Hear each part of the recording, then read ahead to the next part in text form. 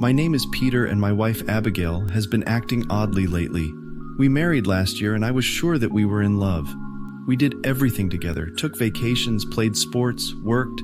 I wanted to have her by my side for the rest of my life.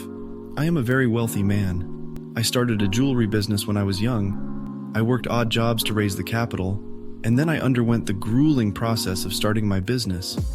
3 years of toil and sweat turned me into a multi-millionaire, and even though I never talk about it, I found a wife. She thought I was an office worker until the day I asked her to marry me. At first, she was angry that I lied. She said she couldn't care less about the money and wanted to know why I thought it was okay to keep her in the dark about who I was for so long. I guess that was how I was sure I could trust her. She almost left me because I'd lied, even when she knew that I had millions of dollars. And yet, recently she's been acting odd. I went to my buddy Patrick's house and told him all about it. Odd? How? Just odd. Like distant and moody. She sneaks off at random times of day and refuses to tell me where she's going. She won't eat dinner with me anymore and barely talks to me. I don't think she loves me anymore.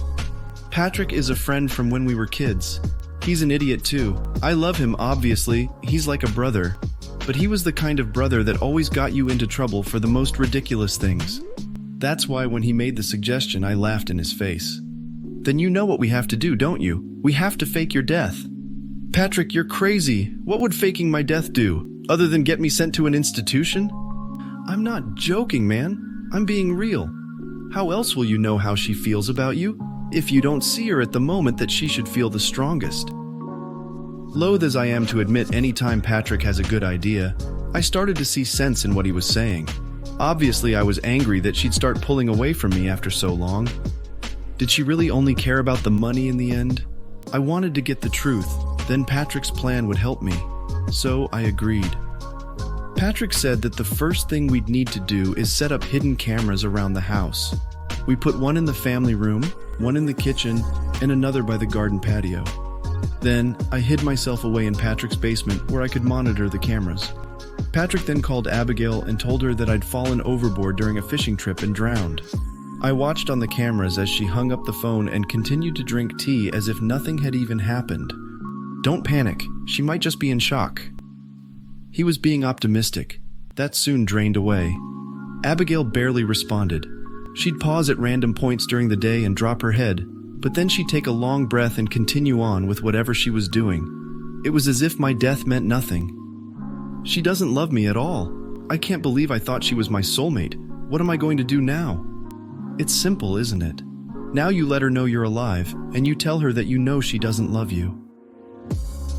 He made it sound so easy, but the truth is that it's more than just giving up on her. It's also giving up on the life we were having. Abigail changed me in so many ways. Where am I going to be without my wife at my side? Come on, man, I'll come with you. I told Patrick not to bother. I needed to do this on my own. I went home, and Abigail screamed at the sight of me, and oddly, picked up a pillow and used it to block my view of her body.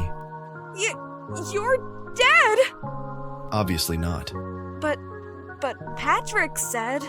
I asked Patrick to lie for me, because we knew that you didn't love me anymore, and we needed proof. You put cameras up to monitor my reaction? I'm not surprised that she guessed what we were doing so quickly. She's a smart woman, and that makes this so much worse, because I wish she'd be smart enough to love me. What was it? What made you fall out of love with me? Abigail put the pillow beside her and placed both of her hands over her stomach. You always said that you didn't want to have a baby, and I figured that you had no reason to change your mind. I've been scared to tell you for months, and I figured if I just waited until the first trimester was over, that was when I'd admit that I was pregnant. When we were first dating, we'd talked about having kids. She said she wasn't sure, and I knew I wasn't interested. We agreed to leave it there. I never considered that she'd get pregnant. So you've been pulling away all this time because you didn't know how I'd react to having a baby? No, I've been pulling away because I did know.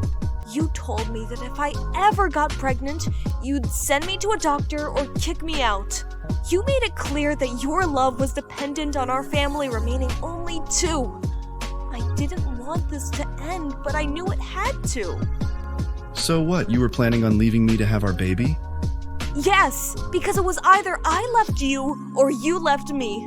I love you, Peter. That should never have been questioned.